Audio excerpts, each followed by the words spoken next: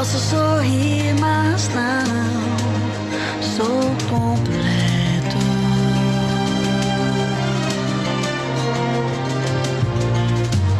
Estrangeiro aqui, tenho o destino certo.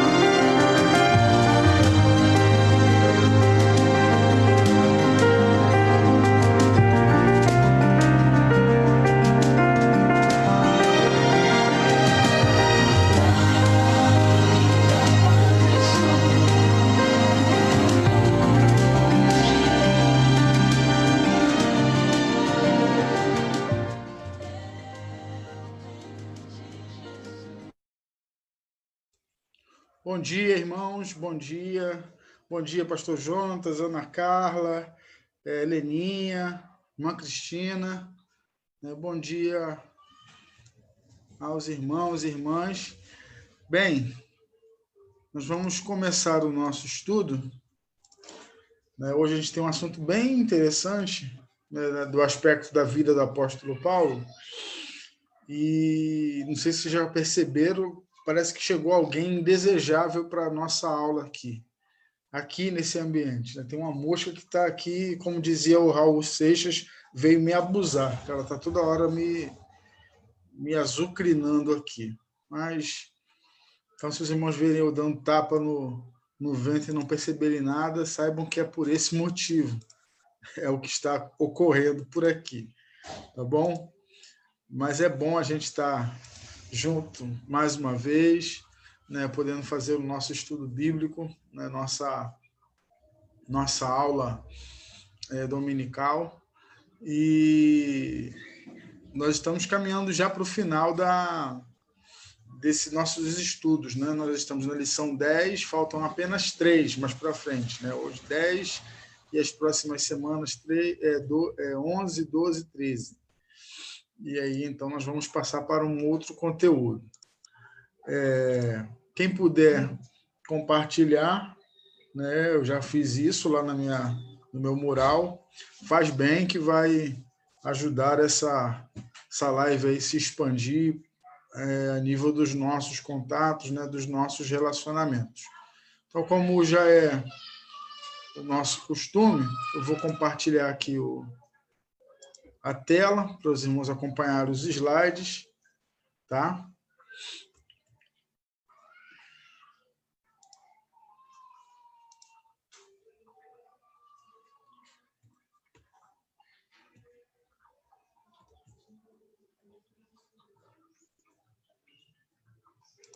Só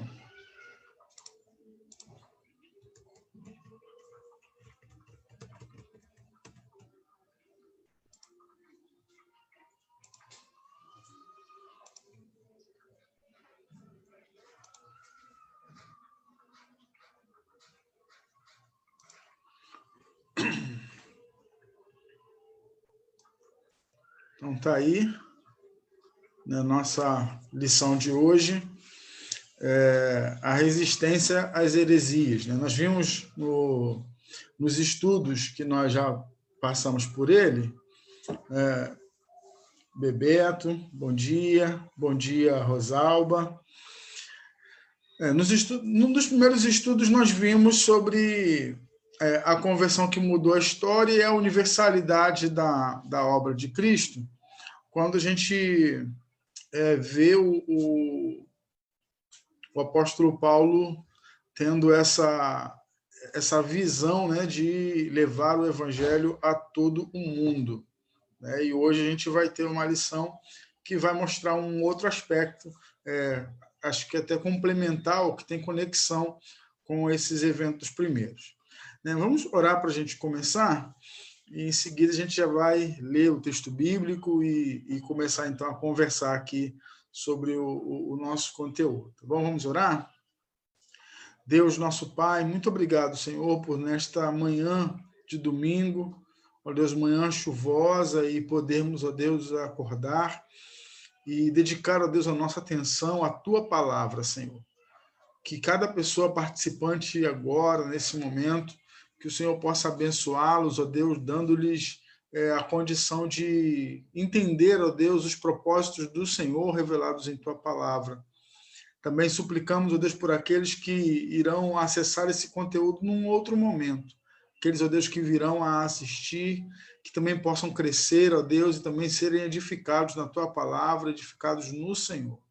Muito obrigado, Pai. Nós oramos agradecidos por tudo que o Senhor tem nos proporcionado, por tudo que o Senhor tem nos permitido vivenciar, ó Deus, nesses tempos, e glorificamos o Teu nome por todas as coisas.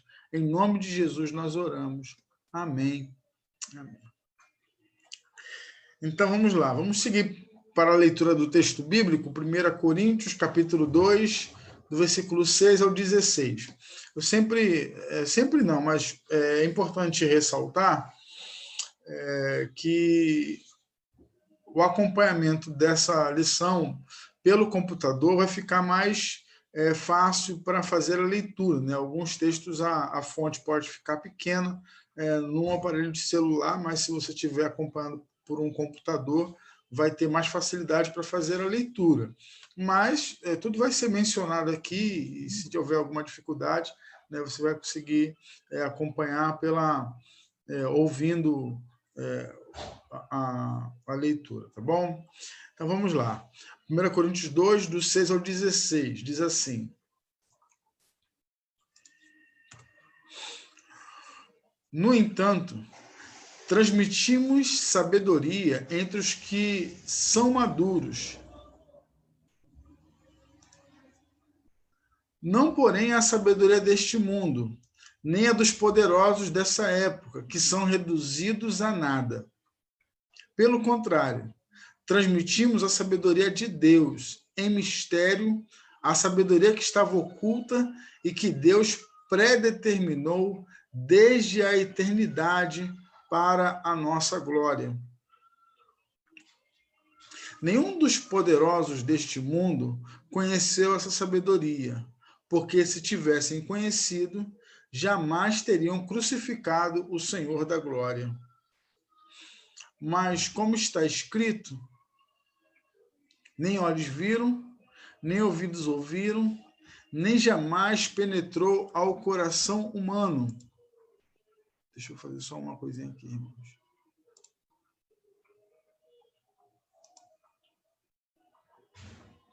Pronto, agora sim.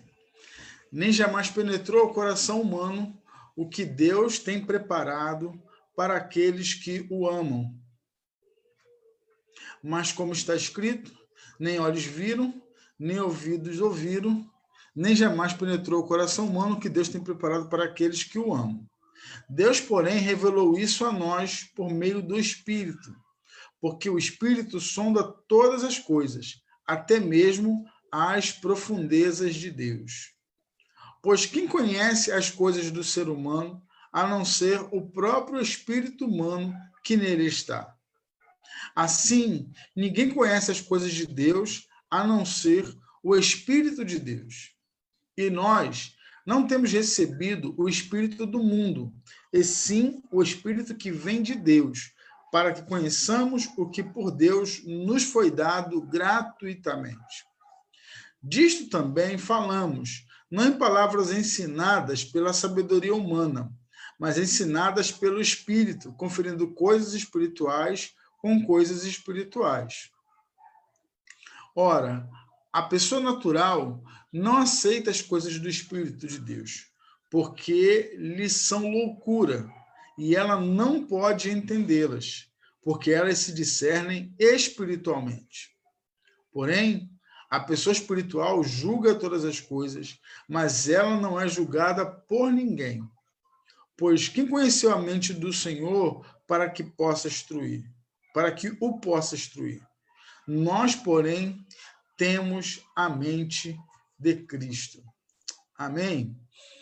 Então, irmãos, assim, aqui, esse texto bíblico que nós lemos, né, vamos voltar lá no comecinho dele, esse versículo 6, ele é um versículo-chave para o que a gente vai entender hoje, a partir do segundo ponto. No entanto, transmitimos sabedoria entre os que são maduros, não, porém, a sabedoria deste mundo. Então, transmitimos a sabedoria entre os que são maduros, mas não é a sabedoria desse mundo, nem a dos poderosos dessa época, que são reduzidos a nada. Esse texto é chave para a gente trabalhar um outro tema que vai ser apresentado no meio da lição. Bom dia, Viviane, Marta, né, que está com a gente, irmã Alice, bom dia, irmã Alice. Agora falando audivelmente, né, seu aniversário ontem, nosso aniversário, né? Eu completei aniversário de casamento com a Vanessa e a irmã completando anos de vida, né? Que bom, Deus nos deu um dia especial. Vamos aqui para esse conteúdo interessante, a introdução.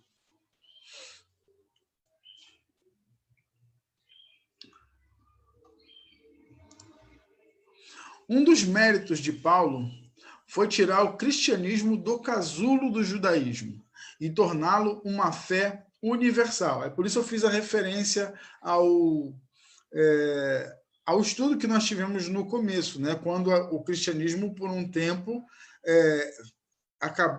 corria o risco de ser entendido como mais um partido dos judeus, né? Como mais como havia os fariseus, os saduceus, né? Os essênios, né? Os zelotes. Então, o cristianismo, ele naquele período, ele estava correndo o risco de ser interpretado como mais um partido dos judeus. Então, ele seria um desdobramento do judaísmo. Aí, nessa introdução, é essa expressão que é usada. Um dos méritos de Paulo, porque ele foi o instrumento que Deus usou para que o evangelho fosse expandido para além do judaísmo, né, se tornasse algo à parte do judaísmo.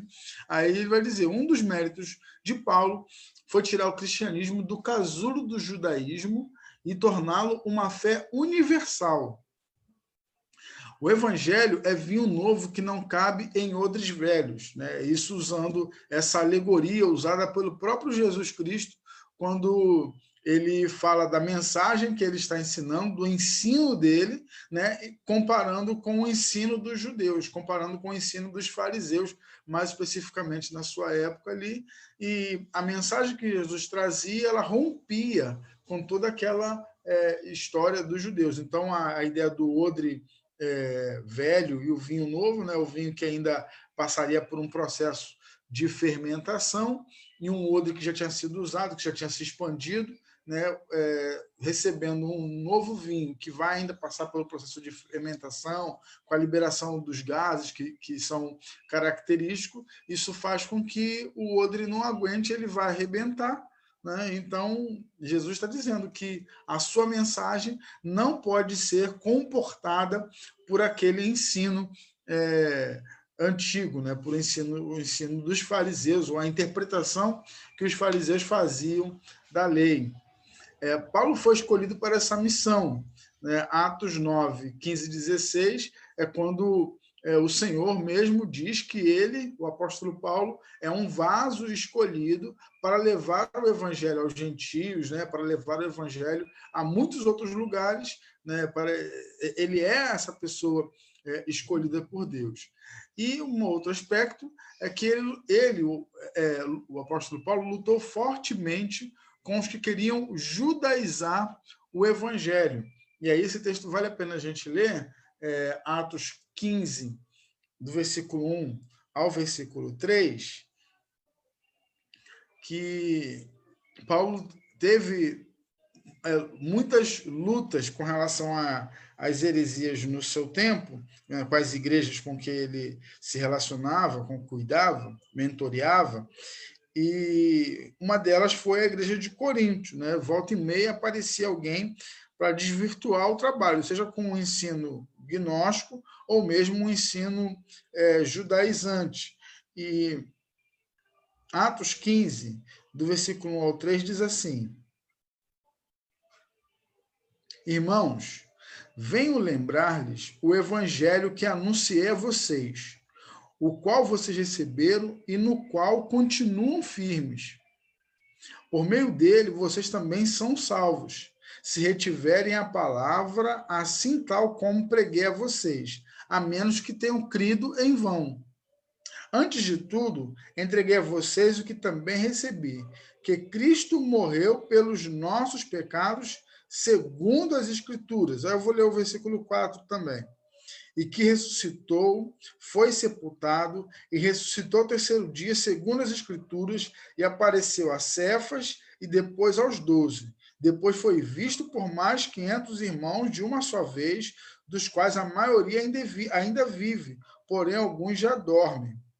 Depois foi visto por Tiago e mais tarde por todos os apóstolos. Aí ele segue. Mas você veja que o fundamento, né, aquilo que é principal, Paulo menciona, para que eles não se percam com a pregação do evangelho, contaminando-a, né, ou misturando-a com outros elementos, inclusive dos judeus, ou do judaísmo.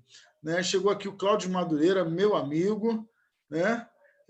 Cláudio tá pelo Rio, Cláudio? Tá lá em Foz do Iguaçu ainda. Lá, né? Ou ainda em Foz do Iguaçu. Alfredo, Gersonita, bom dia. Bom dia a todos os irmãos.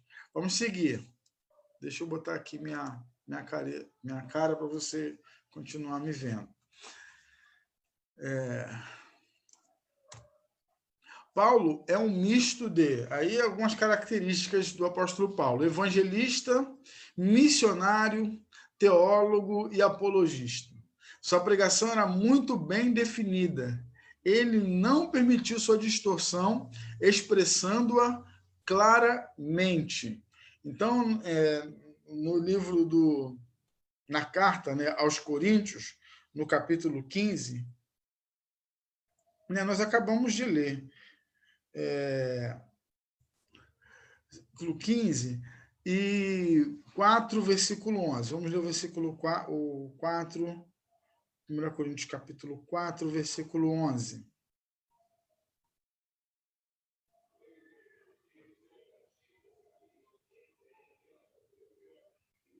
11. Até a presente hora, sofremos fome e sede, nudez, somos esbofeteados e não temos morada certa. Vou ler o versículo 10, porque ele vai nos dar uma visão mais abrangente do texto. Nós somos loucos por causa de Cristo, e vocês são sábios em Cristo. Nós somos fracos e vocês são fortes. Vocês são honrados e nós somos desprezados. Aí fala, até o presente momento, sofremos a fome, sede, nudez, somos esbofeteados e não temos morada certa. E nos afadigamos trabalhando com as nossas próprias mãos. Quando somos insultados, bendizemos. Quando somos perseguidos, suportamos. Então, o apóstolo Paulo demonstrando para os irmãos sobre o seu trabalho no evangelho, né? Como, por causa do evangelho, ele sofria situações limitantes. Está em Foz do Iguaçu. Como é que está? Aqui está chuvinha, Cláudio. Está boa a temperatura aí? Então, essas características importantes aí do apóstolo Paulo. O evangelista, alguém que anunciava a salvação em Cristo, as boas novas do evangelho. Missionário, com essa disposição de ir de um lado para o outro, né, de viajar para pregar o evangelho, para que as igrejas fossem fortalecidas e plantadas também. Né? Teólogo, porque é aquele que tinha essa condição de fazer naquele momento histórico, a decodificação da mensagem de Deus presente no Antigo Testamento, que apontava para Cristo, e apologista porque resistiu e combateu muitos ensinos errados que apareciam nas igrejas naquele período, né? Falsos mestres se apresentavam para desvirtuar o trabalho feito pelos apóstolos, especialmente o apóstolo Paulo, e trazendo novos ensinos que acabavam alcançando muita gente, mas que, se prosperasse, descaracterizariam o puro evangelho, a mensagem do evangelho. Vamos seguir.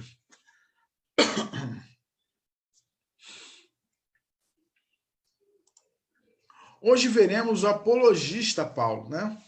Nossa época é de condescendência. O politicamente correto impõe concessões que desbotam o evangelho. Então, por exemplo, eu estava, enquanto estudava, lendo esses textos, né, o apóstolo Paulo, se ele vivesse nosso tempo, ele seria considerado por muitos um radical, talvez até um antiético, porque ele, quando via algo equivocado, algo errado, ele falava, ele colocava, aquilo ali não podia permanecer, não podia prosperar daquela maneira. E hoje a gente vive numa condescendência, né? Você não pode, você vê o erro, mas por uma questão ética você não pode falar, porque, afinal de contas, você está falando contra outro ministério, enfim. E essas características não estavam presentes na vida do apóstolo Paulo. Ele seria considerado, com a característica que a gente vê nos evangelhos, nas cartas, seria um radical, porque ele combatia o falso ensino, a heresia, porque sabia que o problema que ela traria para a vida das pessoas. Seria um prejuízo muito grande para o crescimento, desenvolvimento de pessoas. É difícil hoje afirmar convicções. Se você fala sobre uma convicção bíblica, mas que ela não esteja de acordo com aquilo que se convencionou ser o politicamente correto, né, isso gera uma rejeição, né, uma rejeição. Então, aí, o que acontece? Muitos têm preferido não afirmar convicções ou até mesmo não tê-las, para com isso não sofrer o dano, não sofrer o prejuízo que as pessoas possam trazer aí para a sua vida, para a sua imagem ou mesmo para o seu ministério. Este autor tem lido obras teológicas em que se fala muito do olhar do outro, né? Uma outra expressão para isso é a alteridade. Eufemismo para dizer que a opinião do outro vale tanto quanto a nossa. Então, assim, o olhar do outro, ou essa alteridade, não é que você precisa aniquilar, né, o outro, ou aniquilar o direito do outro se expressar. Mas, por exemplo, eu preciso ter o direito e a convicção de afirmar as minhas convicções teológicas. Então, quando eu digo que só Jesus Cristo salva, que não há outro caminho de salvação, e aí, em contrapartida, existem pessoas que creem em outros meios de salvação ou outras expressões de espiritualidade, isso me coloca de um lado e as pessoas do outro.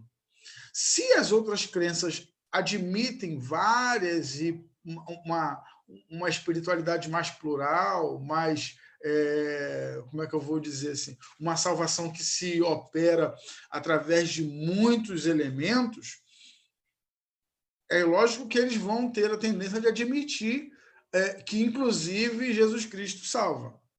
Tá? Agora, quando eu olho para a Bíblia, a crença bíblica demonstra que não há salvação fora de Jesus. Então, nesse sentido, eu não posso concordar, eu não posso falsamente afirmar, para ser politicamente correto, que, embora eu seja cristão e devote a minha vida a Jesus, eu não posso falsamente afirmar que eu acho que aquela pessoa que é praticante de uma outra fé, que acredita num outro Deus, numa outra divindade ou em divindades, vai experimentar da salvação. Eu estaria indo contra convicções minhas e que não são minhas propriamente, elas são oriundas da própria palavra de Deus. Só que o politicamente correto colocou um dos pastores que eu mais admirava, anos atrás, ele foi, há muitos anos, isso tem mais de 10 anos, ou bem mais de 10 anos, ele foi perguntado, e esse vídeo está na internet, sobre a salvação em Jesus Cristo. E ele isso era uma entrevista, então, para ele não entrar em contradição ou em choque com outras, ele falou que Jesus Cristo é a melhor opção, segundo ainda enfatizou, segundo a convicção dele, a melhor opção para o ser humano de se desenvolver espiritualmente. Aí fez esse discurso. Mas por que ele fez esse discurso? Para não gerar uma contradição social. Agora, se alguém pergunta para mim ou para nós, qual é o meio de salvação? Qual é a providência de Deus para a salvação? Jesus Cristo, somente nele a salvação. Não há salvação fora de Jesus Cristo. Tá? Então, essa tentativa, às vezes, de ter essa questão do olhar do outro, essa alteridade, que está muito presente em obras teológicas hoje. Por exemplo, outro dia eu li um texto, né, um livro, onde estava lá... nós que somos do século XX, né, nos acostumamos a ler nas obras de história, quando queria situar um evento histórico, a mostrar antes de Cristo, né, A.C, ou depois de Cristo, D.C. Né? Hoje se usa EC.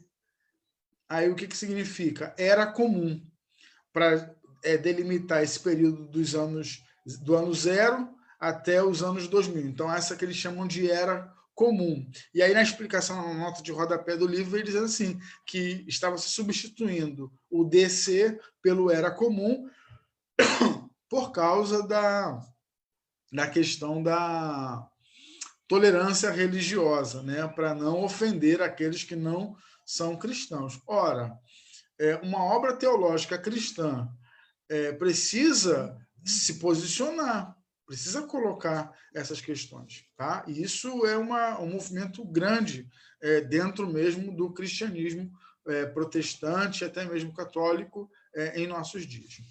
Se for opinião pessoal, sim, vale mesmo, né? Mas se o olhar do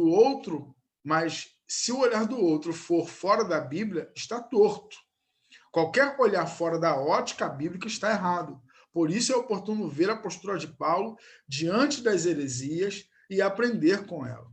Falar a verdade, né? Eu gosto do texto de Paulo aos Efésios, quando ele fala: seguindo a verdade em amor, cresçamos em tudo naquele que é a cabeça, Cristo. Não é que falar a mentira não é expressão de amor. Deixar de falar a verdade, de apontar o caminho da salvação, não é uma expressão de amor. Então, o respeito, né, pelo diferente, por aquele que faz uma outra opção, não é você falar a mentira. É simplesmente dar a ele o direito de falar o que entende, se expressar como deseja. No entanto, quando eu sou convocado ou convidado a dar uma opinião, eu não posso falsear a verdade para dizer que estou respeitando ou amando aquela pessoa. O apóstolo Paulo não fez isso nos seus dias. Aqui, ó, já tem uma politicamente incorreta aqui, né? Uma imagem que é de uma igreja cristã, né? E você vê aí na imagem homens carregando o quê? A arca da aliança. O problema com os judaizantes. Os judaizantes não são uma coisa do nosso tempo. Os judaizantes surgem cedo. Né? O texto, Atos 15, do 1 ao 5, acho que até na hora que eu fui ler Coríntios, eu li o texto errado. Então, vamos lá. Atos...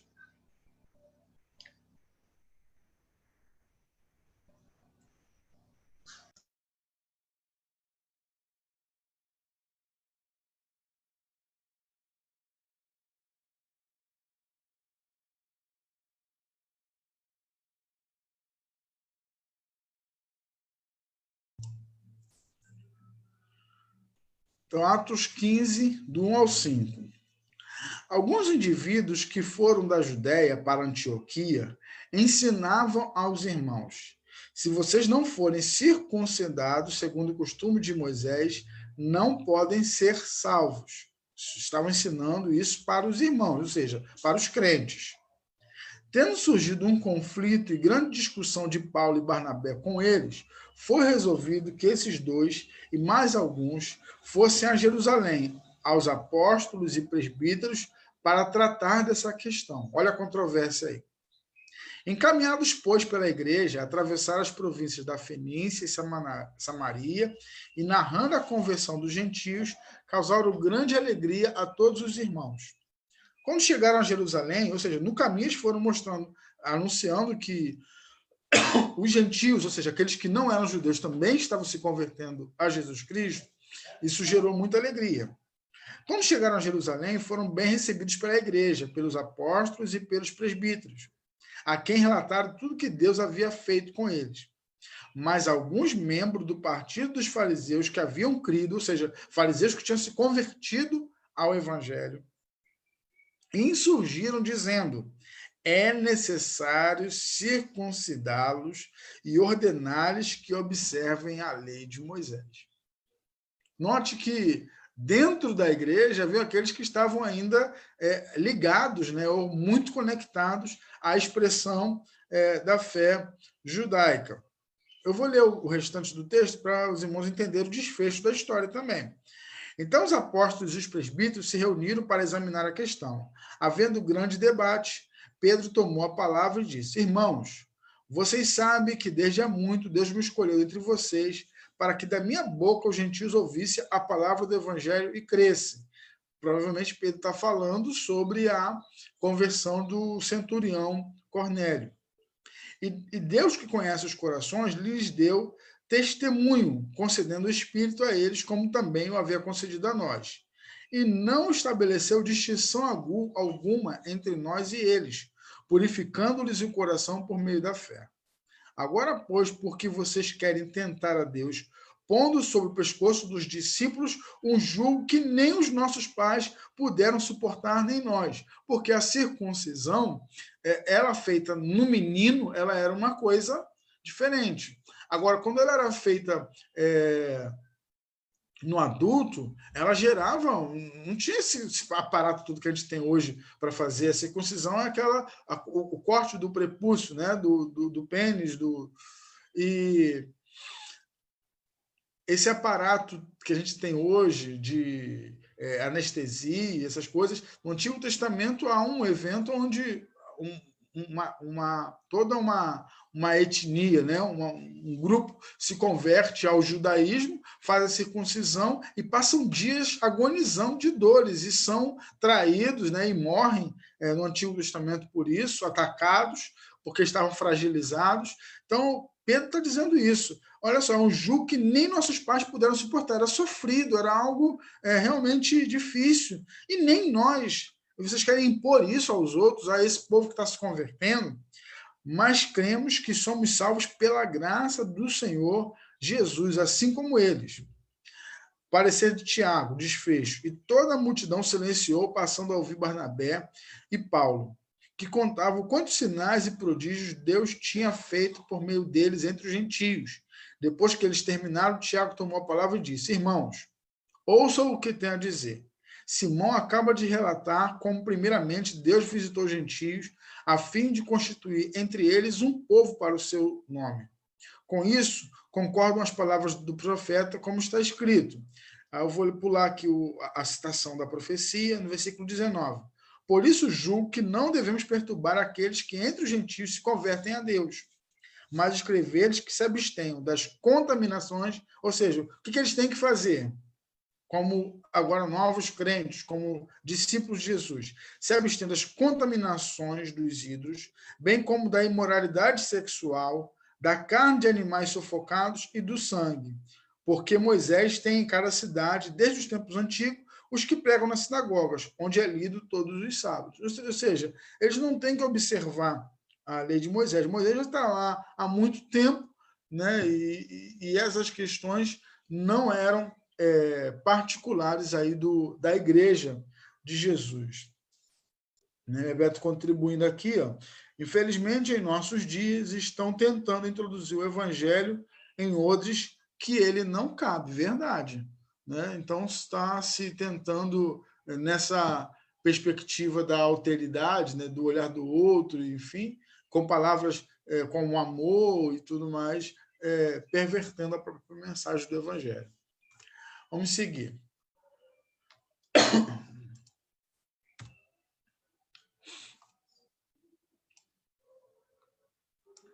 Paulo entendeu que a justificação pela lei anularia o evangelho. Então, se alguém é justificado pela lei, logo a graça de Deus, né? Então é o mérito, não é a graça de Deus que opera, mas o fazer o bem, né? O merecer ser salvo. Então, Gálatas 2, do 16 até o versículo 21, diz o seguinte: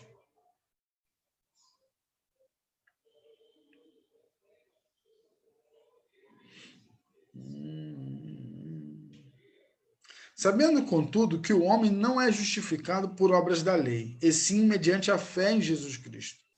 Também temos crido em Cristo para que fôssemos justificados pela fé em Cristo e não por obras da lei. Pois por obras da lei ninguém será justificado. Mas se nós, procurando ser justificados em Cristo, fomos também achados pecadores, será que isto significa que Cristo é ministro do pecado? De modo nenhum.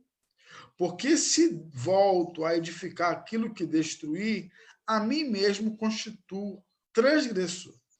Porque eu, mediante a própria lei, morri para a lei, a fim de viver para Deus. Estou crucificado com Cristo. Logo, já não sou eu quem vive, mas Cristo vive em mim. E esse viver que agora tenho na carne, Vivo pela fé no Filho de Deus que me amou e se entregou por mim.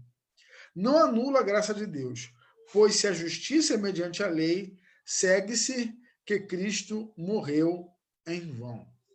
Então, se tem alguma coisa errada aí, tem alguma contradição que Paulo aponta, né? Se a justiça vem da lei, então para que Jesus Cristo morreu?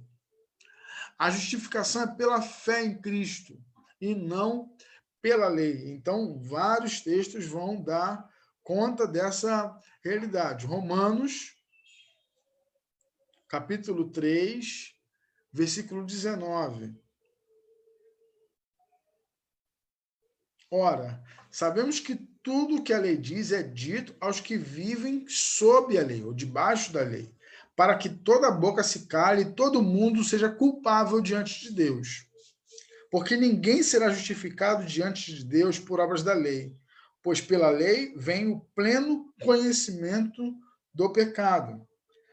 Mas agora, sem lei, a justiça de Deus se manifestou, sendo testemunhada pela lei e pelos profetas. É a justiça de Deus mediante a fé em Jesus Cristo, para que todos e sobre todos os que creem, porque não há distinção, pois todos pecaram e carecem da glória de Deus. Isso do judeu ao gentio, sendo justificados gratuitamente por sua graça, mediante a redenção que há em Cristo Jesus, a quem Deus apresentou como propiciação no seu sangue, mediante a fé. 26 até o 28. Tendo em vista a manifestação da sua justiça no tempo presente, a fim de que o próprio Deus seja justo e justificador daquele que tem fé em Jesus. Onde fica, então, o orgulho? Os judeus se orgulhavam, né? Nós somos o quê? Descendência de Abraão. Aí ele fala, onde fica o orgulho? Foi totalmente excluído, foi abandonado, foi totalmente anulado. Por meio de que lei? A lei das obras? Não, pelo contrário, por meio da lei da fé. Concluímos, pois, que o ser humano é justificado pela fé, independente das obras da lei. E nós vamos ler aqui o capítulo 5, apenas o versículo 1, que diz, justificado, pois, mediante a fé, temos paz com Deus, por meio do nosso Senhor Jesus Cristo. Alguns hoje, né, naqueles dias e hoje também, tentam rejudaizar o evangelho. Bom dia, Glória. Desde a presença de símbolos judaicos no culto, como a menorá, o castiçal de 7 braços, a estrela de Davi, que pode ter sido desconhecida de Davi, tendo origem na cabala judaica, né? Então, a estrela de Davi, necessariamente, não é algo iniciado por Davi, é atribuído, mas há algumas evidências históricas de que ela não é de Davi, ela é bem posterior. E a bandeira de Israel nos templos, até a indumentária como kippá. Eu botei aí um homem, né, vestido com uma indumentária judaica. Deixa eu até fazer uma pequena alteração aqui na imagem, para você ver melhor essa indumentária judaica aqui, que tem sido usada em templos cristãos. Eu não estou falando de messianismo judaico, de sinagogas messiânicas, mas falando de fato de igrejas, né, fundadas já no contexto de uma nova aliança, né? Então, assim, aí ficou melhor para visualizar. Então, essa indumentária é uma indumentária judaica. Tá? Aí eu peguei essa imagem num site vendendo como uma indumentária messiânica, né? Talvez os escritos, alguns símbolos ali. Mas, em regra, essa é uma indumentária completamente judaica. Ela não tem a ver com a aliança. Se um judeu se converte e ele entende de continuar, porque culturalmente isso para ele tem um significado, é diferente de impor isso a cristãos como nós. Porque isso não tem valor espiritual. não tem valor verdadeiro no evangelho. Tá? Isso tem aparência de espiritualidade, mas de fato não é. Isso é um rejudaizar a igreja. Então, aí você tem os exemplos, os símbolos que estão citados aqui, né? Símbolos judaicos no culto, a menorá, a arca da aliança, né? A estrela de Davi, a bandeira de Israel. Então, tudo isso daí seriam coisas que, ao nosso sentir, seriam condenadas pelo apóstolo Paulo em nossos dias. Ela voltou, a mosca. Muitos cânticos se baseiam nos salmos, não nos evangelhos e nas epístolas, né? E certo tipo de liturgia, como danças, vem mais do templo judaico que das reuniões cristãs, que seguiram o modelo da sinagoga de cânticos e estudo da palavra. Então, dentro a igreja cristã nos seus primeiros dias, elas seguiram o modelo de reunião que era feito nas sinagogas, que era centrado na palavra e que tinha os cânticos, né? E há uma exortação paulina para falar entre vós com salmos, hinos e cânticos espirituais, e o estudo da palavra. Então, essas expressões judaicas de dança não estavam presentes na igreja na sua origem. Né? E a gente olha para a igreja na sua origem não como uma igreja perfeita, né? Como se fosse um exemplo de perfeição, mas que eles estão mais próximos do evento histórico Cristo. E então trazem dele mesmo práticas que nós podemos olhar e entender que elas são próprias para esse grupo que são os discípulos de Jesus. Há cristãos mais empolgados por Israel do que pela igreja. Isso é um fato, e eu já conheci pessoas assim. Né? Essa peregrinação, por exemplo, a Israel.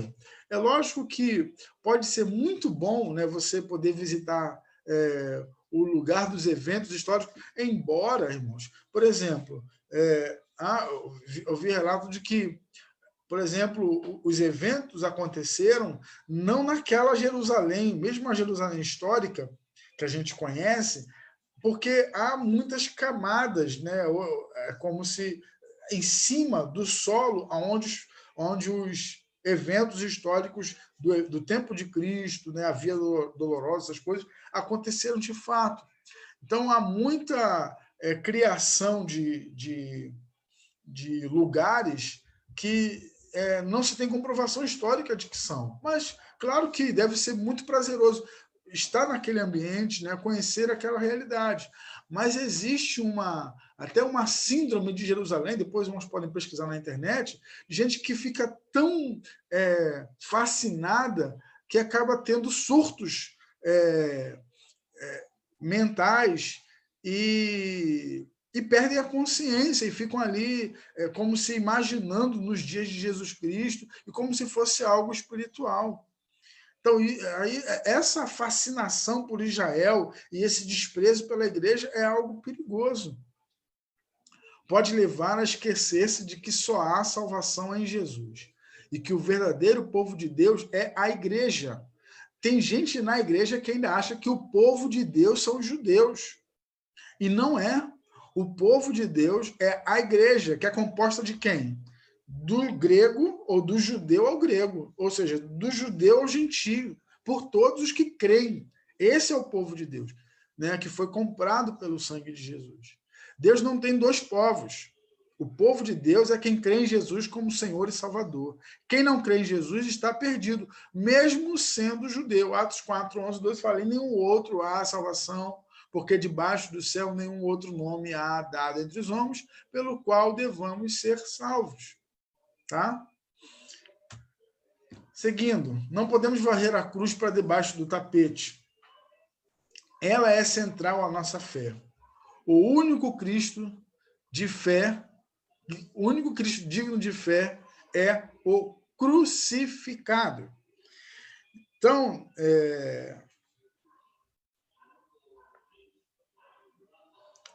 Paulo, escrevendo aos Coríntios, ele vai demonstrar que o assunto da sua pregação para com eles, que era quem eram os coríntios? Os coríntios eram um povo, né, a cidade de Acaia, né, Corinto está numa região grega.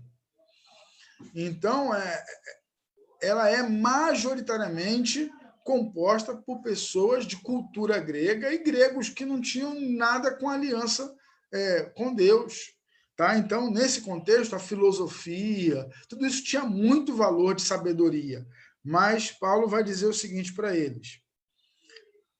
1:18. Certamente, a palavra da cruz é loucura para os que se perdem, mas para nós que somos salvos, ela é o poder de Deus. E Gálatas 6:14, né? E Gálatas é uma igreja que enfrenta um problema de muita gente com mensagem trazendo uma rejudaização para a igreja. E aí, Paulo escrevendo aos Gálatas, ele vai dizer: e a todos que andarem em conformidade com esta regra, paz e misericórdia sejam sobre eles e sobre o Israel de Deus. Vou ler o versículo 14. Mas longe de mim gloriar-me, senão na cruz de nosso Senhor Jesus Cristo, pela qual o mundo está crucificado para mim e eu estou crucificado para o mundo. Nosso monte não é o Monte Hebron, não são os montes do Antigo Testamento, Sinai ou Sião. O monte da igreja é o Monte Calvário, é o Gólgota, o Monte da Caveira. Tá? Nosso monte é o Calvário, é onde a redenção se estabeleceu. Então, essa ideia do monte mais consagrado, né? O Monte Horebe, o Monte Sinai, né? O Sião, não tem a ver conosco, essencialmente. O monte da igreja, a igreja ela alcança, ela surge, ela alcança a redenção por meio do sacrifício que foi feito no Monte Calvário. Somos filhos da cruz e não da lei. Né? No Sinai, Moisés recebe a lei, é o monte onde ele recebe a lei, um concerto de Deus com o povo, né? Onde Deus dá a sua direção para o povo.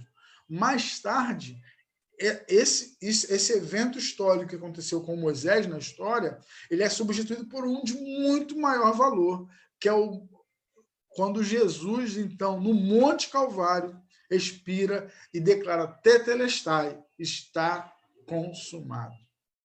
A salvação não vem pela lei, mas pela graça, por meio da fé. E aí vamos ler alguns textos? Gálatas 2:16.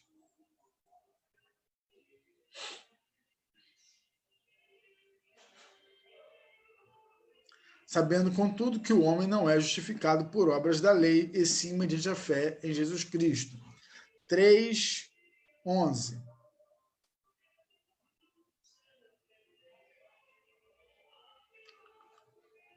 É evidente que pela lei ninguém é justificado diante de Deus, porque o justo viverá pela fé. Efésios 2:8 e 9. Você não precisa nem ler, né? Pela graça sois salvos por meio da fé, e isso não vem de vós, é dom de Deus, não vem das obras, para que ninguém se glorie. E por último, Tito 3, versículo 7, diz assim: a fim de que, justificados por graça, nos tornemos herdeiros segundo a esperança da vida eterna. Tá? Isto não pode ser esquecido. Há cristãos que são inimigos da cruz e seu fim é a condenação, porque são cristãos nominais, não são essencialmente convertidos a Cristo, estão vivendo a experiência religiosa, né? O deslumbramento religioso, mas não alcançaram a fé genuína na graça de Deus revelada em Cristo Jesus. Filipenses 3:18, Paulo faz referência a gente desse tipo, fala assim: pois muitos andam entre nós, dos quais repetidas vezes eu lhes dizia, e agora digo até chorando, não se alegra com isso, que são inimigos da cruz de Cristo. Então, há muitos que andam entre nós. Então, a gente faz diferença entre nós e aqueles que estão entre nós. Vê a diferença? Vamos caminhar. Deixa eu ver se tem alguma contribuição. Você pode colocar aí nos comentários alguma contribuição, algo que você possa o Cordeiro de Deus é que tira o pecado do mundo, né? Jesus, não é a obra da lei ou qualquer outra coisa semelhante. Então, o primeiro problema a gente já venceu aqui, que era o judaísmo, né? Ou os judaizantes que tentavam trazer a igreja para uma prática judaica, para a volta, né, como se fosse uma volta às origens, ou um verdadeiro avivamento. Um outro problema que a igreja enfrentou foi o gnosticismo, que era um movimento esotérico, um movimento que misturava um pouco da filosofia grega, né, alguns elementos do conhecimento grego, para aplicar ao cristianismo e fazer com que houvesse uma mistificação de alguns elementos, né? E até desprezando algumas realidades históricas concretas para substituí-las por ideias ou por simbolismos que acabavam desvirtuando a própria mensagem do Evangelho. Então, muito do que se escreveu nas cartas foi resposta também a essas práticas que estavam ali no contexto da igreja e trazendo uma deturpação da mensagem do Evangelho. Então, vamos lá. O gnosticismo era um movimento esotérico que ensinava a salvação pela gnosis, que é o conhecimento. Sobrevive hoje no racionalismo cristão, né, que é uma religião ou uma seita presente em nossos dias, e certas instituições secretas e ocultistas, né? Então, dizem que dentro da maçonaria, né, e outras organizações semelhantes se pratica o conhecimento, né, a busca por esses conhecimentos secretos. Então, falando dizem porque isso não é comprovado, né? Se tiver algum maçom assistindo esse vídeo, pode depois até colocar no comentário se isso tem alguma razão de ser ou não, né? Se isso é uma acusação falsa. Esse texto acho que vai ficar pequeno para você ler no celular, mas eu vou dar uma lida aqui rápida para você. Escritos antigos dão a Simão, o mago, você vai encontrar a aparição dele lá em Atos 8, do versículo 9 a 24, que ele se converteu, era um homem que lidava com a magia, né? Então ele se converte ao Evangelho e ele continua fazendo os milagres, né, a partir do seu conhecimento. E aí, quando os apóstolos chegam lá, oram, as pessoas começam a falar em línguas, ele tenta comprar aquele poder para que ele também pudesse realizar, porque ele talvez vivesse dessa mística aí de fazer milagres e as pessoas então o olharem como o poder de Deus, como ele era conhecido naquela região. Então, alguns escritos antigos, não da Bíblia, né, mas fora extrabíblicos, dão conta de que o gnosticismo ele é uma coisa que começa como Simão, o mago, né, como um gnóstico. Segundo fontes posteriores, ele se dizia divino e que sua amante era Helena de Troia, reencarnada. Os textos gnósticos não são do segundo século de nossa era, mas eles já existiam na época do Novo Testamento. Então, o que você tem? Você tem as cópias dos textos e os textos originais. Então, por exemplo, a Bíblia, o que nós temos são as cópias, nós temos manuscritos, nós não temos os textos que são originais, os autógrafos, né? O texto que o próprio apóstolo Paulo escreveu do próprio punho, o texto que foi escrito pelos outros apóstolos ou discípulos. Então, o que nós temos são as cópias, os que é chamado de manuscritos e os mais antigos. Então, no segundo século da nossa era, do ano 200 em diante, esses escritos eles se multiplicaram, mas eles já existiam no período do Novo Testamento, ou seja, quando os apóstolos estavam vivos ainda, esses escritos já aconteciam. Mas já existiam na época do Novo Testamento. As cartas de João tratam mais detalhadamente do conflito com eles. Entre suas muitas heresias, negavam a corporeidade de Cristo, sua morte na cruz, sua ressurreição, bem como a nossa, né? A esperança da ressurreição. E ensinavam a salvação por um conhecimento secreto. Opondo-se a isso, Paulo afirma que o verdadeiro mistério e o verdadeiro conhecimento estão em Cristo. Então, aqueles que ficavam deslumbrados por um conhecimento secreto, agora eu conheci o Evangelho, agora eu conheci a verdadeira salvação. Paulo combate isso escrevendo o seguinte, 1 Coríntios 2, do 6 ao 16. No entanto, transmitimos sabedoria entre os que são maduros, não porém a sabedoria deste mundo, nem a dos poderosos dessa época, que são reduzidos a nada. Pelo contrário, transmitimos a sabedoria de Deus em mistério, a sabedoria que estava oculta e que Deus predeterminou desde a eternidade para a nossa glória. Nenhum dos poderosos deste mundo conheceu essa sabedoria, ou seja, gente que tinha manifestação de poder milagroso ou gente que tinha poder retórico, né, discurso, pela sabedoria. Nenhum dos poderosos desse mundo conheceu essa sabedoria, porque se a tivessem conhecido, jamais teriam crucificado o Senhor da glória. Como está escrito, nem olhos viram, nem ouvidos ouviram, nem jamais penetrou em coração humano o que Deus tem preparado para aqueles que o amam. Deus, porém, revelou isso a nós por meio do Espírito. A gente já leu esse texto, né? E no final ele fala, nós temos a mente de Cristo. Ou seja, é o Espírito Santo quem traz esse conhecimento, não uma sabedoria esotérica do Antigo Testamento. E um outro problema que Paulo combate com seus escritos, está no capítulo 15, que é a questão da ressurreição.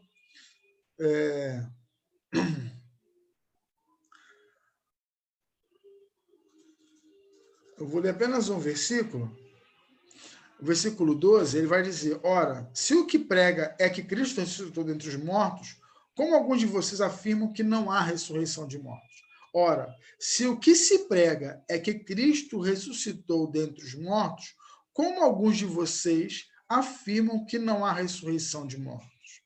Porque esse ensino estava penetrando na vida da igreja. E se não há ressurreição de mortos, então Cristo não ressuscitou.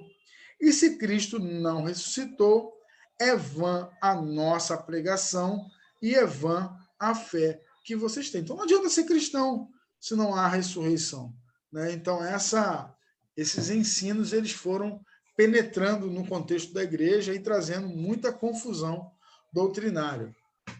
Alguns gnósticos eram docéticos, do verbo doquem, parecer, porque dizia que Jesus não era carne, apenas parecia.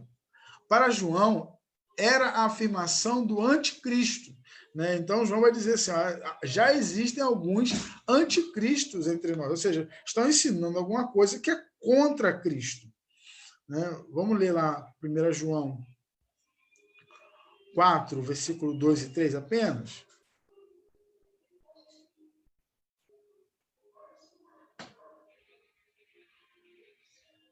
Nisto vocês reconhecem o Espírito de Deus. Todo espírito que confessa que Jesus Cristo veio em carne é de Deus. E todo espírito que não confessa isso a respeito de Jesus não procede de Deus. Pelo contrário, este é o espírito do anticristo, a respeito do qual vocês ouviram dizer que viria e que agora já está no mundo.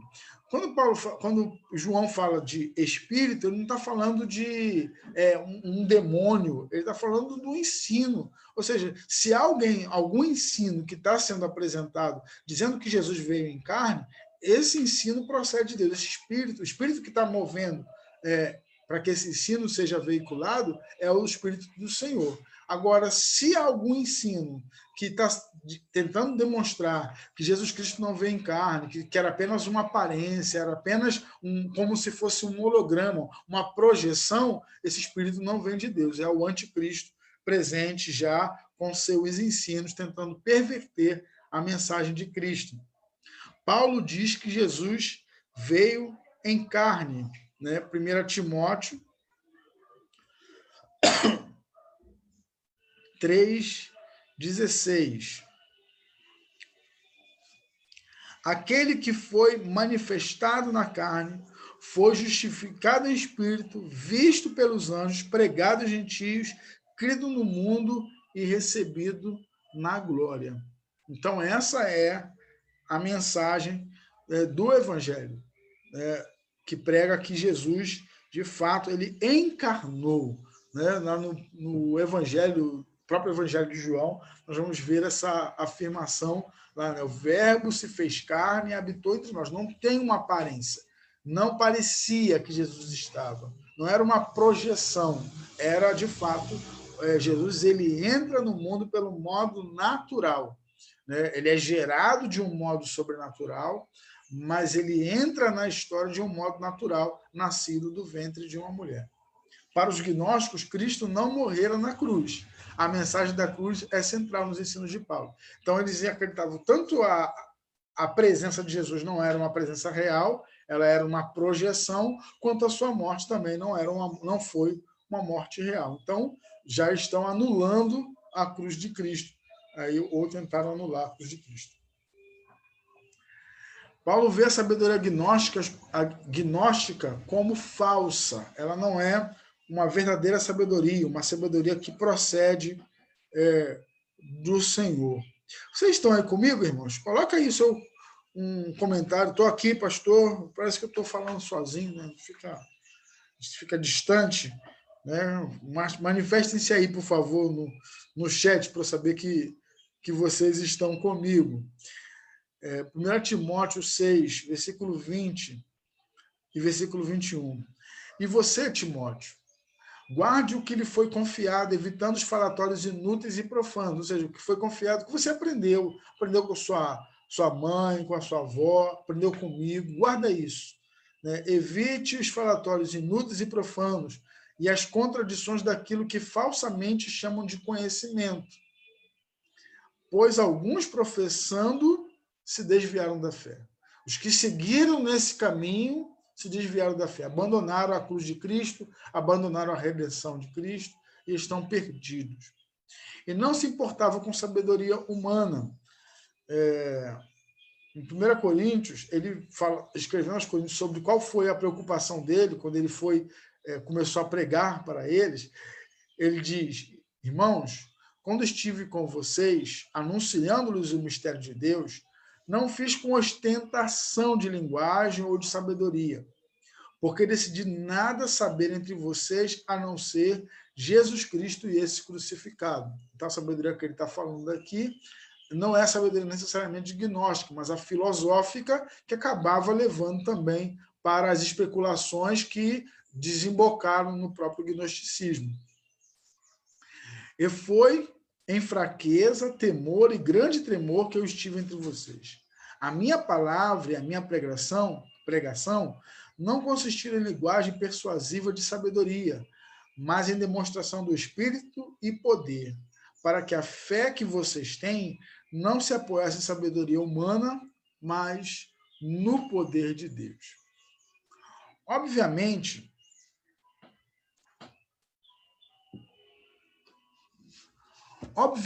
que ele não falava do preparo intelectual, pois tinha grande capacidade cultural. Falava da gnosis, o esoterismo gnóstico. Ao defender sua autoridade apostólica, criticou a sabedoria que vinha dos sofismas. Né? O sofisma é aquele argumento que parece válido, né? Mas, de fato, não é verdadeiro. Né? Os gnósticos louvavam-se a si mesmos por sua sabedoria, e Paulo os ironizava. Eles são insensatos. 1 Coríntios 10, versículo 12. O bom dos estudos assim em live é que depois há muito conteúdo sendo apresentado, e depois aqueles mais interessados podem voltar ao vídeo, né, pausar e ir assistindo, né, e recapitulando, relembrando algumas coisas. 1 Coríntios 10, do 1 ao 6. Ora, irmãos, não quero que vocês ignorem que os nossos pais estiveram todos sob a nuvem e todos passaram pelo mar. Ele está dizendo sobre os nossos pais, no sentido dos pais judeus, né? Os ancestrais. E todos em Moisés foram batizados, tanto na nuvem como no mar. Todos eles comeram do mesmo alimento espiritual e beberam da mesma bebida espiritual. Porém, bebiam de uma pedra espiritual que os seguia, e a pedra era Cristo. Estou errado aqui. 1 Coríntios 11.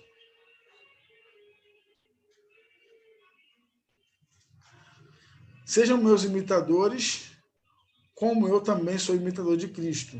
Eu os elogio porque em tudo vocês se lembram de mim e retêm as tradições, assim como eu as transmiti a vocês.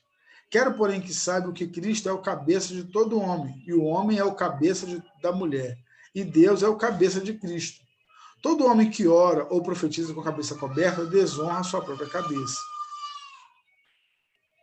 Toda mulher, porém, que ora ou profetiza com a cabeça descoberta desonra a sua própria cabeça, porque é como se estivesse rapada. Não é esse texto aqui.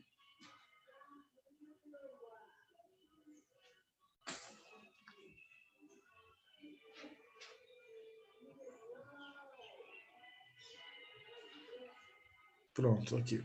É 2 Coríntios, de ter errado. Eu gostaria que vocês me suportassem um pouco mais na minha loucura. Portanto, suportem-me. Por quê? Porque a mensagem da cruz, para aqueles que estavam muito entranhados com a visão filosófica dos gregos, né, e o próprio gnosticismo, era uma loucura. E ele fala, eu gostaria que vocês me suportassem um pouco mais na minha loucura. Portanto, suportem-me. Tenho zelo por vocês com o zelo que vem de Deus, pois eu preparei vocês para apresentá-los como virgem pura, a um só esposo, que é Cristo. Temo que, assim como a serpente, como a astúcia enganou Eva, assim também a mente de vocês esteja corrompida e se afaste da simplicidade e pureza devidas a Cristo. Pois se vem alguém que prega outro Jesus, diferente daquele que nós pregamos, ou se vocês aceitam um espírito diferente daquele que já receberam, ou um evangelho diferente do que já aceitaram, vocês toleram isso muito bem, porque suponho em nada ter sido inferior a esses superapóstolos, que eram os gnósticos. E embora seja fraco no falar, não sou no conhecimento. Em tudo e por todos os modos, temos manifestado isso a vocês. Então, dentro daquele contexto, a mensagem do evangelho ela estava sendo pervertida. Por quê? Porque esse ensino gnóstico, ele contrariava boa parte dos ensinos que já tinham sido transmitidos à igreja e levavam aqueles irmãos a um pensamento de que estava agora vivendo o verdadeiro evangelho. E essa é uma característica muito presente, irmãos, até hoje, em algumas seitas. As pessoas, às vezes, deixam de ser o evangelho em favor de algumas dessas seitas, e uma das afirmações que muitos desses fazem é que agora que conhecem o verdadeiro evangelho. Eu tive um professor que dizia que ele achava que o apóstolo Paulo não era um bom orador, né? E esse texto que nós lemos, ele fala disso, olha, eu não tenho um recurso de oratória muito bom, mas eu tenho muito conhecimento, né? Ao dizer que a simplicidade do evangelho estava sendo trocada pelo palavrório oco do esoterismo, é uma lição. O apóstolo é duro contra eles, ao dizer que a simplicidade do evangelho estava sendo trocada pelo palavrório oco do esoterismo. É uma lição para nós. Só há um Cristo, o crucificado, ressurreto, assentado à direita do Pai. O esoterismo é um discurso vazio, não leva a nada a não ser a perdição. Então, esse evangelho que é muito místico, que é muito mágico, ele é muito perigoso também, porque muitos, para sustentar alguns ensinos, vão aí flertar com esses ensinos do primeiro século, do próprio gnosticismo. Terceiro e último ponto. Jesus veio na plenitude dos tempos, Gálatas 4, versículo 4.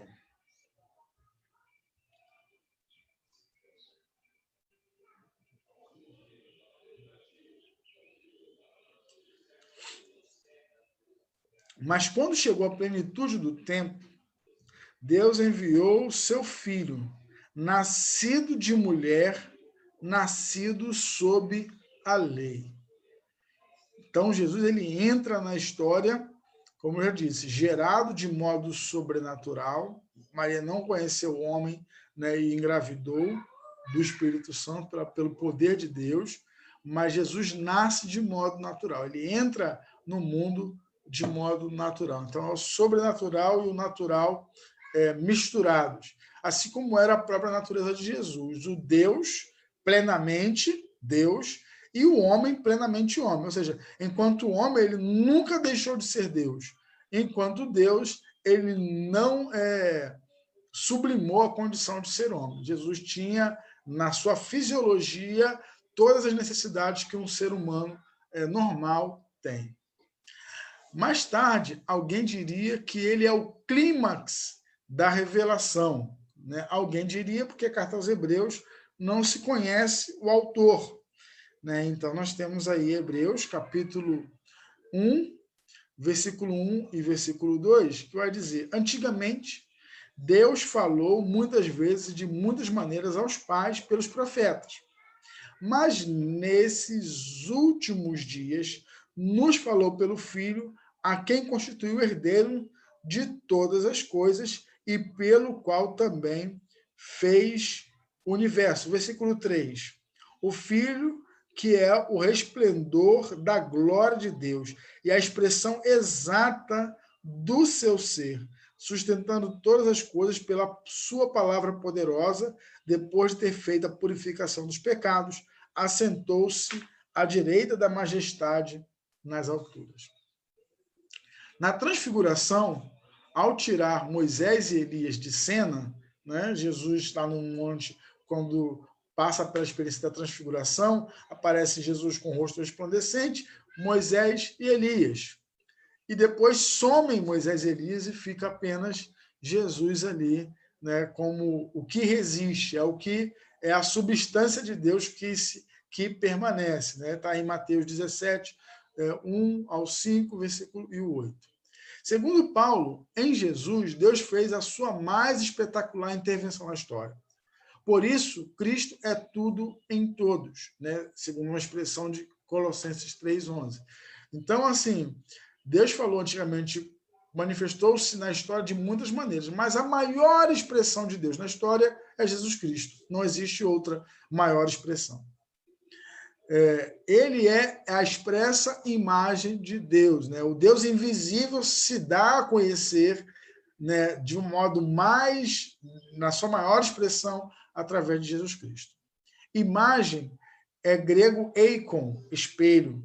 Jesus é a face de Deus. Vê-lo é ver o Pai, né? Filipe é aquele que pede a Jesus, né? Senhor, mostra-nos o Pai, que isso nos basta. E Jesus fala: Filipe, estou tanto tempo convosco, você não me pede para ver o Pai. Quem vê a mim, vê ao Pai. João 14, versículo 8 e 9. Esta ideia era determinante na teologia de Paulo, e ele não abria mão dela. Nada era maior do que Jesus.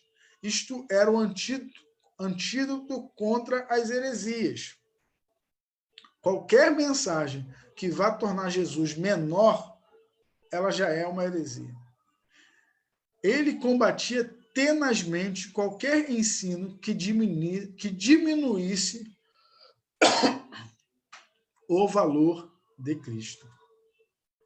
As heresias atuais, agora vamos para o nosso tempo, né, mostram um Cristo insuficiente. A pessoa é salva por ele, mas fica presa de demônios, de maldição de palavras, de maldição hereditária, e precisa da reza forte de um guru, né, ou de uma oração forte, para quebrar as maldições. Que tristeza! Um Cristo fraco e demônios fortes. Cristo salva a pessoa, entra em sua vida, mas não consegue transformá-la e livrá-la do maligno. Se alguém está em Cristo, é nova criatura. Está lá em 2 Coríntios 5,17. Se alguém está em Cristo, é nova criatura ou nova criação. as coisas velhas passaram e tudo se fez novo. Mas nada muda, e só passa a ser nova mesmo quando alguém quebra alguma maldição em sua vida. Isso é um problema. Nesta visão, o salvo precisa de alguma coisa além de Cristo. Então, ele aceita Jesus, mas agora ele precisa de uma manifestação mais poderosa na sua vida para que o jugo seja quebrado, para que as alianças com o mal, né? E Cristo acaba não sendo suficiente, porque eu preciso de Cristo, mas eu preciso também do pastor, eu preciso daquela igreja, eu preciso daquele passe, daquele culto, daquela campanha, e aí Cristo não é suficiente. Eis a base das heresias, Cristo e algo mais. Uma vez eu ouvi uma expressão que vem do catolicismo romano, que talvez não seja geral, mas ela é muito presente, onde se dizia, com Jesus tudo, mas sem Maria nada. Ou seja, então é Jesus e Maria. Eu tinha um professor que ele falava de inglês, professor Amâncio, ele falava Jesus, Maria, José.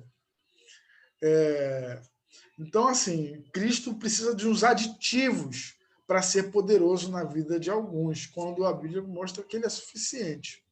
Ele é a palavra de Deus. João 1, do 1 ao 14. O clímax da revelação, nós vimos aí Hebreus 1, versículo 1, 2, e acrescenta-se o 3. A expressa imagem de Deus, Colossenses 1, 15. Tem um nome sobre todo nome, né? Filipenses 2, 9 ao 11. Mas os hereges insistem. Cristo e os dons, Cristo e outra revelação. Aí, outra revelação você tem Ellen White, né, que é a profetisa dos Adventistas do Sétimo Dia, o livro dos Mormons, né, os escritos neopentecostais, as bulas papais, que são os editos romanos que são trazidos como orientação ou como o direcionamento da igreja naquele tempo. A palavra não é suficiente. Precisamos recuperar a centralidade da pessoa de Jesus Cristo na vida da igreja. Ela é dele, ou seja, a igreja é de Jesus. Ele a comprou. Pastores e líderes não são seus donos. Apenas tomam conta dela para ele. Precisamos pregar e ensinar sobre Jesus. Sua figura está desbotada em muito cântico que fala dos sentimentos do adorador, mas não do adorado. Isso é uma questão importante, irmãos. Tem canções aí que você pode colocar qualquer elemento. Ela não necessariamente não está falando de Cristo. Pode ser uma canção para uma namorada, para um marido, para um filho. Culto em que Cristo não seja o centro, cântico em que Cristo não seja glorificado, pregação em que Cristo não seja anunciado, é tudo problemático. Deve ser repensado. Ou que confrontos só nessas afirmações aqui, né? Últimas palavras. Eu sei que já está há bastante tempo aqui, 10h36, mas está dentro do nosso horário. Últimas palavras. O antídoto às heresias é uma cristologia forte, ou seja, um estudo de Cristo forte. Se a pessoa e a obra de Jesus são bem enfatizadas, a igreja está vacinada. Porque o que chegar e que for contrário a isso vai ser desprezado. Se perder Jesus de vista, a igreja corre risco. Por isso, fazemos 3 observações. Primeiro, recuperemos o valor da cruz na fé cristã. Sim na cruz, sempre me glorio. Né? Como diz um tradicional hino, nosso tradicional hino do canto cristão. Amarremos nossas igrejas à cruz de Cristo. Estejamos presos, né? Estejamos ali conectados de modo... Outro dia eu ouvi uma expressão que é nesse tempo de internet, a conexão dedicada. Quando uma instituição consegue ter uma conexão à internet exclusiva, né, para que ela não tenha problemas na transmissão dos seus dados. A igreja precisa de uma conexão dedicada com Cristo. Né? Essa conexão que não corre o risco de sofrer outras interferências. A igreja é um evento cristológico. Seu carro-chefe não é o louvor, nem o pregador, nem sua eclesiologia. Cristo é a razão de ser da igreja. Então, a essência da igreja é Jesus Cristo, não tem uma outra expressão, não é a denominação, não é a história, não é a eloquência de um pregador, não é a dedicação de um obreiro, mas é Jesus Cristo. Ele é tudo em todos. Nada além do Novo Testamento. Cristo é o clímax da revelação. E no dizer de Lutero, o cano dentro do cano, ou seja, o que nós lemos no Antigo Testamento, lemos à luz do Novo, lemos à luz da revelação cristã, à luz do que Cristo e depois os seus apóstolos continuaram trazendo como uma mensagem do Evangelho. Então, é a mensagem do Evangelho que interpreta o restante da palavra, e não o contrário. Ele é a chave para se entender as Escrituras. Sem ele, não há salvação nem entendimento. Amém? Então, que Deus nos abençoe. Né? Esse estudo, eu vou colocar o link aqui, está lá no nossa página, lá no Calamel, que é uma página para armazenamento dos arquivos, né? E você pode ter acesso a esse material lá, né? Aprendendo mais da palavra de Deus, tá bom? Então, próxima semana, uma contracultura no mundo perdido.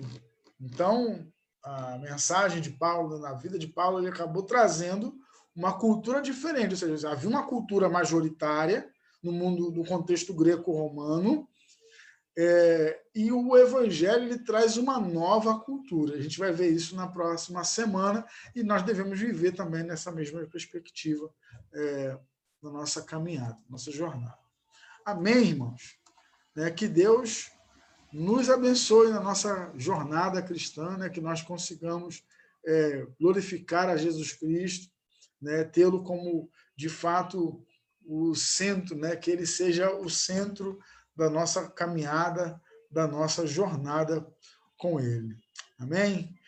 Então, nós vamos encerrar. Que Deus te abençoe, né? Bom que você ficou, perseverar até o final. A Bíblia fala que a perseverança é alguma coisa boa, aqueles que perseverarem até o fim serão salvos, né? E você está dentro dessa palavra, tá bom? Deus abençoe. Vamos encerrar com uma oração. Em seguida, nós vamos manter aqui uma canção e você poderá ser edificado também através dessa música. Deus, nosso Pai, nós queremos te louvar, Senhor, pelo ensino dessa manhã. Ó Deus, nos livre de todo mal, das heresias, ó Deus, dos ensinos enganosos, que tentam, ó Deus, nos levar para longe da cruz de Cristo, e que nós, Deus, estejamos, de fato, apegados à mensagem da cruz, à mensagem da redenção que se realizou plenamente no nosso amado Salvador Jesus Cristo. Muito obrigado, Senhor, pela palavra nos dada nessa manhã. Senhor, queremos ainda lembrar, ó Deus, da família Sampaio, que o Senhor possa continuar confortando, ó Deus, o nosso irmão Joel, ó Deus, os filhos, ó Deus, e todos aqueles dessa família que estão, ó Deus, passando por esse tempo de luto, ó Deus, num tempo tão difícil que temos vivido como sociedade no mundo, Senhor.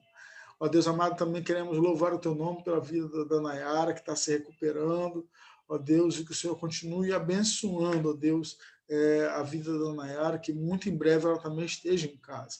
E lembramos, ó Deus, também do ministro de música da Igreja Batista do Parque José Bonifácio, que já está há tanto tempo, ó Deus, numa CTI de hospital, e que o Senhor possa trazê-lo, ó Deus, de volta para a sua família, para a sua igreja, plenamente restaurada em Ti, Pai.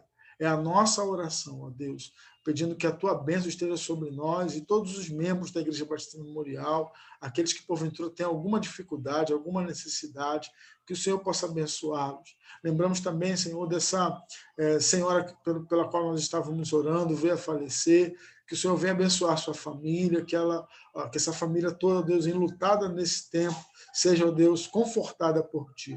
É a nossa oração em nome de Jesus. Amém, Senhor. Amém, irmãos.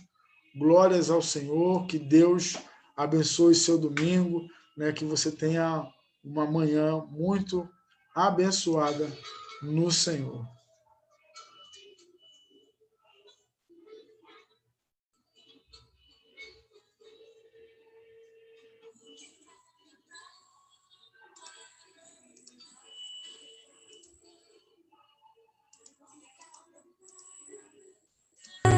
Teu manso olhar, será que falta tempo?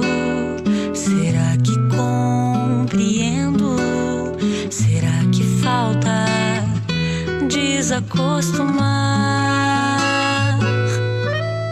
O que será que falta ainda pra conhecer a voz primeira? Quem bate está de fora, quem ouve só demora. Será que falta desacostumar? Desacostumar a desatar os nós, desacostumar a ser só eu, pra sermos nós. Quem sabe aqui por esse mundo eu fique só por um segundo e viva minha vida inteira pra te encontrar. Oh, meu Jesus querido, explique pro meu anjo que hoje o meu pranto é só por ter que te esperar.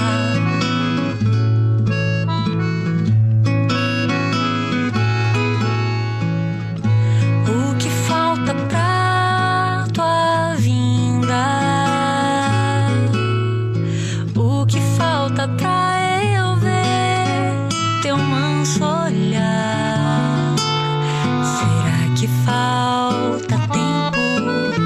Será que compreendo? Será que falta desacostumar?